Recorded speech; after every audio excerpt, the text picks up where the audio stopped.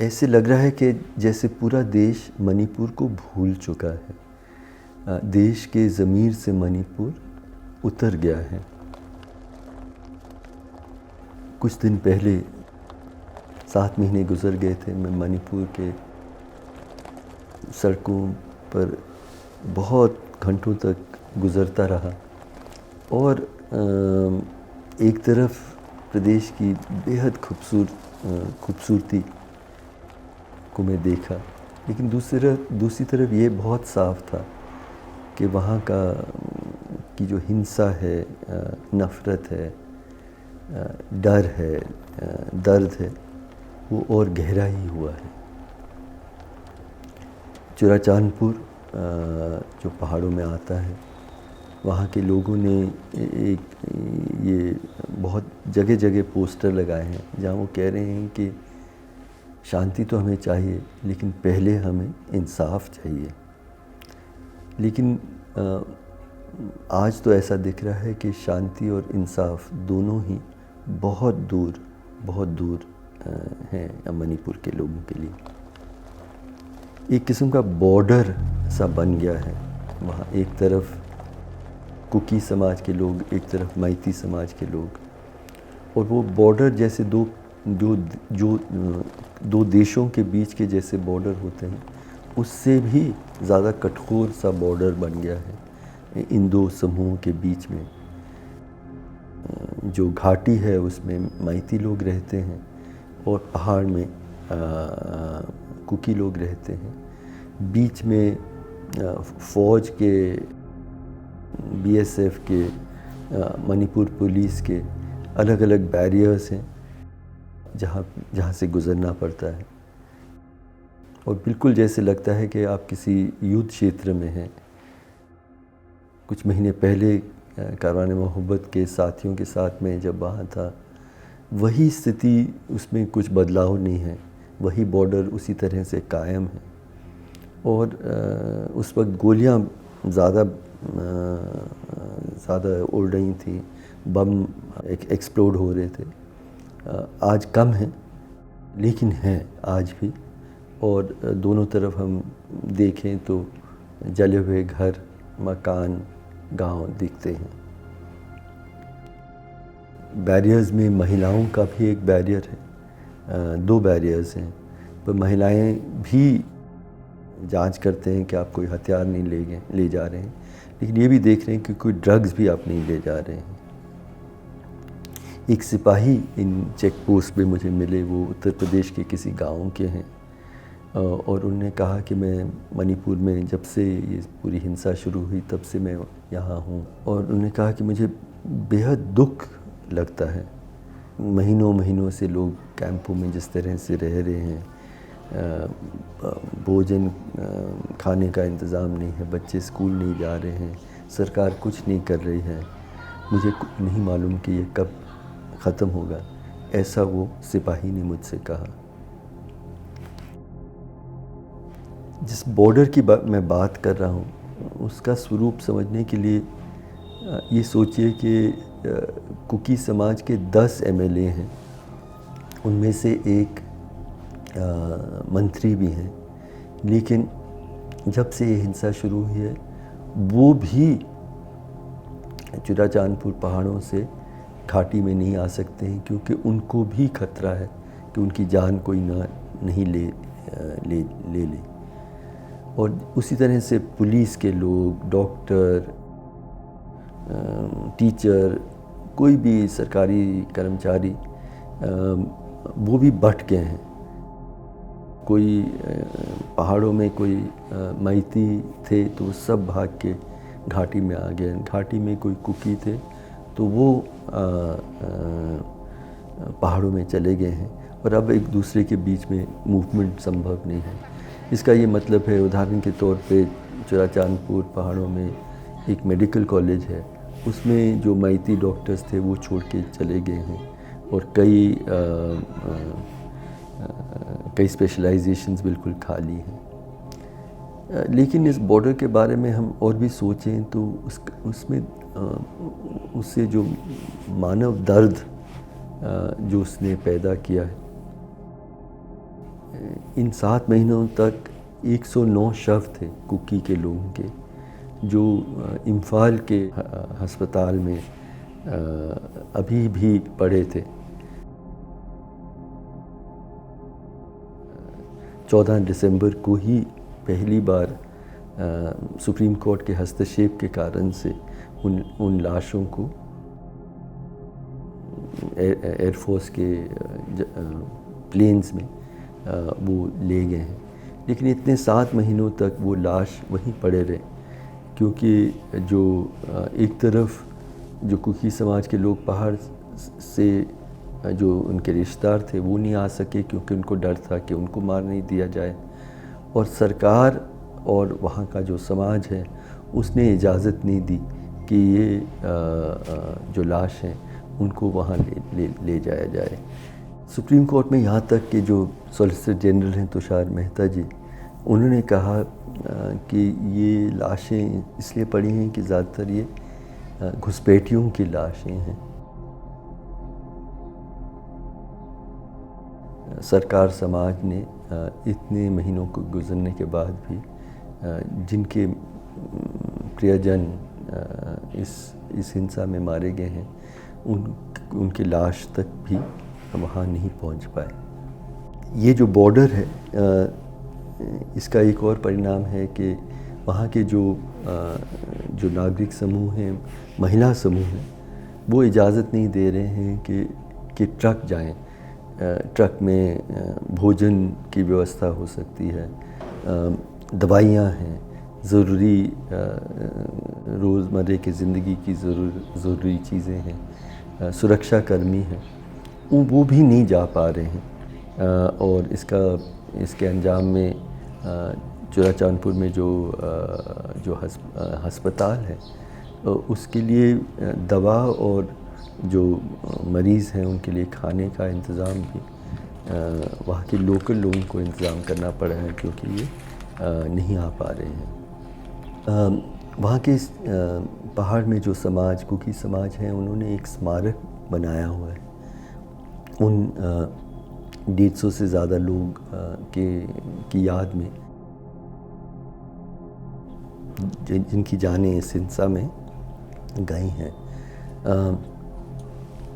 सामने स्मारक के सामने काले रंग के ताबुक हैं, कॉफिन्स हैं जो पड़े हुए हैं लाशों के इंतज़ार में। एक तरह से पीछे एक दीवार है जिसके ऊपर टंगी गई हैं तस्वीरें। हर व्यक्ति का, बच्चा, पुरुष, महिला, बुज़ुर्ग जिनकी जाने गई हैं, उन सब की तस्वीरें, उनके नाम हैं, फूल प्रियजन वहाँ रखते हैं, उन सब की याद में लोग इकट्ठा होकर वहाँ फूल रखते हैं।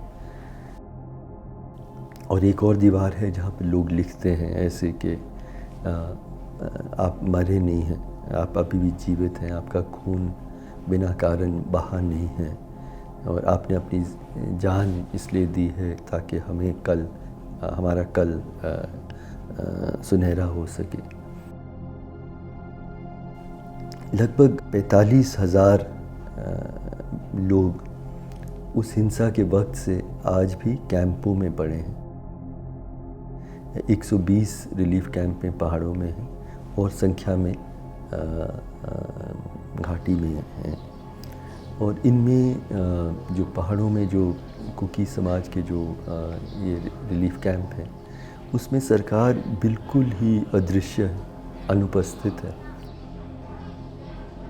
लोगों के ऊपर ही अपनी सुरक्षा का इंतज़ाम करने की ज़िम्मेदारी एक तरह से उन्हीं लोगों पे डाली गई है जो इस हिंसा से, इतनी बुरी तरह से इस हिंसा से गुज़रे हैं, जिनके गांव घर जला दिए गए हैं, जिनके प्रियजन मारे गए हैं, जिनके साथ बलात्कार हुआ है, वही व्यवस्था भी कर रहे हैं। और बहुत सीमित साधन हैं, बहुत गरीब इलाका है, खाना बहुत साधारण सा खाना है, सफाई का इंतज़ाम भी करना मुश्किल है, कोई बच्चा स्कूल नहीं जा रहा है, और हर कोने में दुख ही दिखता है जब आप वहाँ जाते हैं।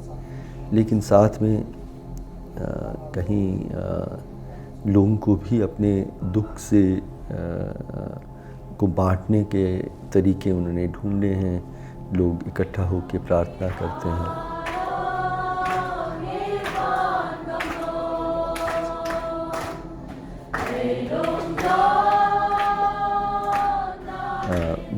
बच्चे ही होते हैं, तो इस सब के बीच में बच्चों के खेलने की आवाज़ें भी आती हैं।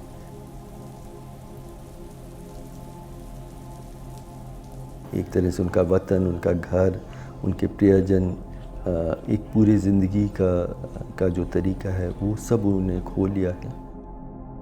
और उसका एक परिणाम ये भी है कि वहाँ के लोग मुझे बताते हैं कि नशे का जो लोग इस्तेमाल करते हैं, ख़ास करके नौजवान, वो बहुत बड़ी संख्या में बढ़ गई है। इसी दुख में लोग उससे जूझने में यही एक तरीका उनका निकाल पाया है। और जो राशन की व्यवस्था है, थोड़ा बहुत सरकार से आता है जो ड्राई राशन है, लेकिन बाकी सब व्यवस्थाएं वहाँ के आम लोग ही इकट्ठा करते हैं। अंदाजे में लगभग 5,500 घर जला दिए गए हैं। ऑलमोस्ट 300 गांव पूरी तरह से जला दिए गए हैं। इस सब से लोग गुज़र रहे हैं, वहाँ के लोग ही ये इंतज़ाम भी कर रहे हैं। इतने 7 महीनों के गुज़रने के बाद एक बड़ी बात यह है कि बहुत कम लोग घर लौट पाए हैं। कुछ 100 लोग भी ही, और वो भी नौजवान मर्द हैं जो अपने जान को जोखिम में भी करके खेतों में काम करने के लिए जाते हैं ताकि वो कुछ कमा पाएँ, ताकि कैंपों में उनके परिवारजनों को वो खाना या कोई इंतज़ाम कर पाएँ। लेकिन ये अब साफ़ है वहाँ के लोगों के लिए कि ऐसे हालात बन गए हैं कि अब ये दो समाज, कुकी और मैती के लोग इकट्ठा नहीं रह पाएंगे, ऐसा वो मानते हैं। बहुत डर है। जो पूरा एक विश्वास के साथ लोग एक साथ रहते थे, वो पूरी तरह से टूट गया है। और उनका कहना है कि हम लोग अब कैसे एक बार फिर उस डर में से एक बार फिर गुज़रने लगें कि कोई हमारा घर जला देगा, हमारे गांव जला देगा। सरकार की तरफ से किसी तरह से भी कोई पश्चाताप या कोई जैसे एक रिग्रेट जिसको कहते हैं, उसका कोई कुछ नहीं हुआ है। और बहुत बड़ी मात्रा में पुलिस के ही आर्मरीज से हथियार, आधुनिक हथियार जो लूटे गए थे, जिसका इस्तेमाल इस हिंसा के लिए हो रहा है, जो एक युद्ध का स्वरूप, वो दंगा का स्वरूप बिल्कुल नहीं है, एक युद्ध का स्वरूप है। इन आधुनिक हथियारों को इस्तेमाल करते हुए उसमें भी कोई उसको रोकने का कोई ख़ास इंतज़ाम नहीं हुआ है। नफ़रत का जो फैलाव सोशल मीडिया में, अखबारों में हो रहा है, उस पर कोई रोक नहीं है, और इंसाफ के लिए भी कोई व्यवस्था नहीं है। तो इसलिए कुकी समाज के लोग ये सोच रहे हैं, अब जो उन्होंने मुझसे बांटा, कि अब हम लोग मिले जुले बस्तियों में नहीं रह पाएंगे। और जो उनका जो परंपरागत तरीका था कि वो पहाड़ों में खेत बनाते थे, छोटे छोटे मतलब गाँव कस्बों में रहते थे, उस तरह से अब वो सुरक्षित नहीं महसूस कर रहे हैं। तो बहुत सारे गांव अब इकट्ठा होके एक नया किस्म की आबादी, जहां पे उनकी सुरक्षा इसमें होगी कि उनकी संख्या बड़ी मात्रा में है। इस तरह से पीढ़ियों के, सदियों की उनकी जो जीवन शैली, उस सब को वो उनको छोड़ने का, पीछे छोड़ने का के लिए अपने आप को मजबूर महसूस कर रहे हैं कि रिलीफ कैंपों में अब कितनी देर तक रहेंगे, और पुराने बस्तियों में वो जा नहीं सकते क्योंकि डर बहुत है। तो यही तीसरा विकल्प है कि वो एक नए सिरे से अपनी ज़िंदगी बड़े बड़े आबादियों में, नए शहर एक तरह से बनाकर ही रह पाएंगे।